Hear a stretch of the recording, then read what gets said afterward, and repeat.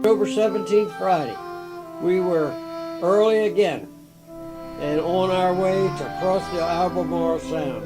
It turned out to be a great sailing day.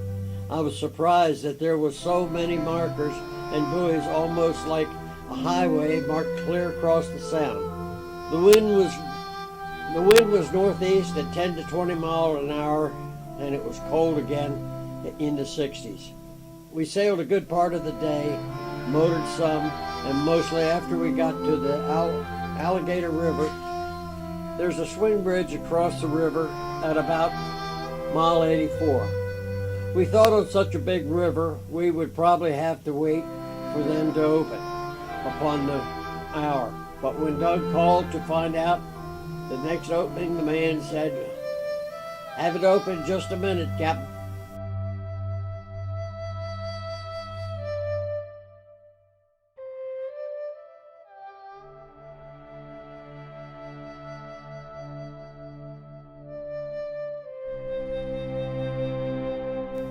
We went on down the river to about mile 104 and anchored between Bear Point and Tuckahoe Point. Doug had to get in the dinghy and row over to the shore to look around. The scenery was really been something. All different kinds of trees than we have at home. The water is kind of rusty red, colored mixed from the cypress roots. It's all been different, beautiful, and so far, but I guess I really liked Saturday morning, October 18th. Most so far because all the fog of the canal. We had a long trip down the Alligator River, Pungo River Canal, and we left our anchorage between 6:30 a.m.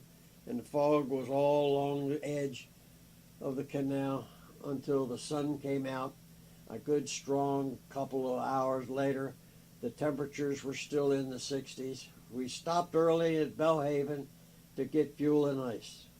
The ice cost $1, and the fuel was free.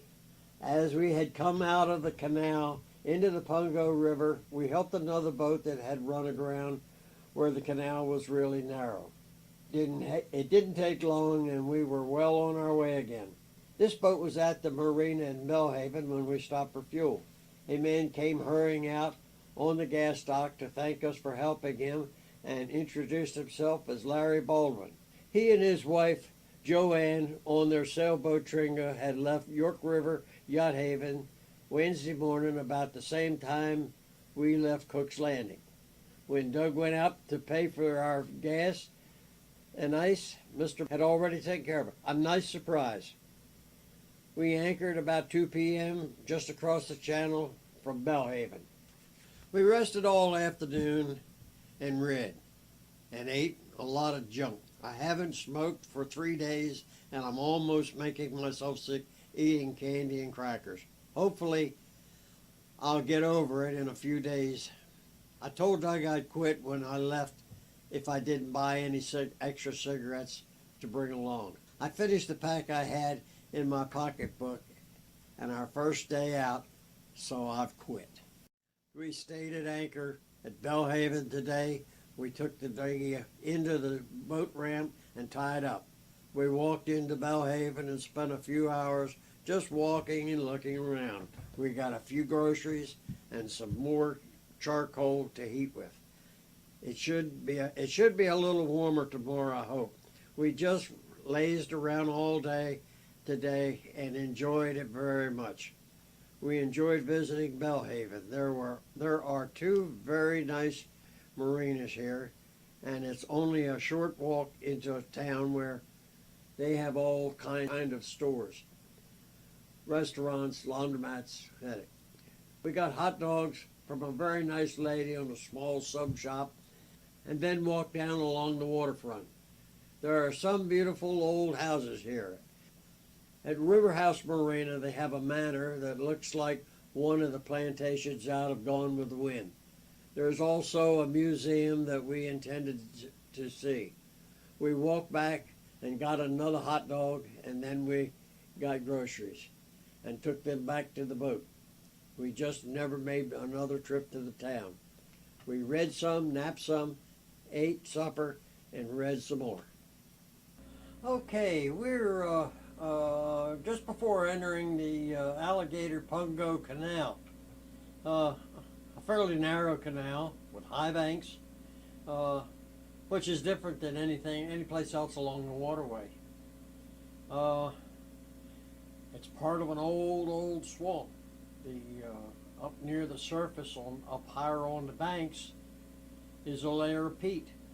I'm sure if you had a coal stove on your boat, you could load up a coal bed with peat and have a fire all the way to Florida if you wanted one, keep warm. We started off early again this morning. Doug really likes to get going early. I have a little harder time getting up. It's been so cold that last few mornings I could easily have stayed under the covers until noon. We got away before 7 a.m. and it was almost 6 p.m. when we anchored. Bellhaven was at mile 135 and we crossed mile 200 this evening. Anchored at Beaufort, North Carolina. We motored most of the time, but had a few nice, quiet sailing hours down the Neuse River. We anchored just across the channel from the boardwalk, and everyone coming south on the intercoastal waterway must stop at Beaufort. There are dozens of boats anchored in a space about 100 yards by a half mile. We rowed the dinghy across the channel about 100 yards, and there were docks all up and down the boardwalk shore with dozens more boats tied up. Tuesday we walked all over the place and mostly looked. We found Hardee's and had lunch at a general store. We also found a bookstore, and I got some more paperbacks for our bookshelf. Wednesday we did our laundry, and after bringing it back to the boat and having lunch, we visited the museum. It was very nice. Doug especially liked to see all those boats, and I enjoyed all the old pictures. We stopped in a very nice restaurant called Mike's and had a coffee and apple pie, then came back to the boat. I've been resting and writing while Doug's gone, and filled water jugs at the dock, and rowed the dinghy to the little beach behind us to go walking. I guess it's a little island and there are ponies all over it. I saw some of them down on the beach this morning. We've enjoyed our stay here, but we plan to leave early in the morning. It's still awfully cold and at night, and we're anxious to get farther south. Well, that night we enjoyed a beautiful moon and laid in the cockpit, though it was a little chilly, and enjoyed the universe. It was a perfect last night at Beaufort, North Carolina, and the coming of South Carolina. As you can see, Georgina's a good writer. I'm a lousy reader, but she wrote a really nice diary. If I could read it half as well as she could write it, we'd all enjoy it a lot more.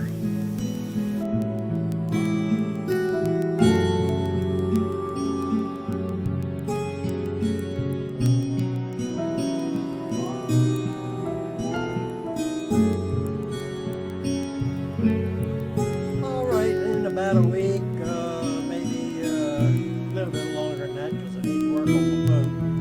Time to get it ready to go sail, and the weather's much warmer today.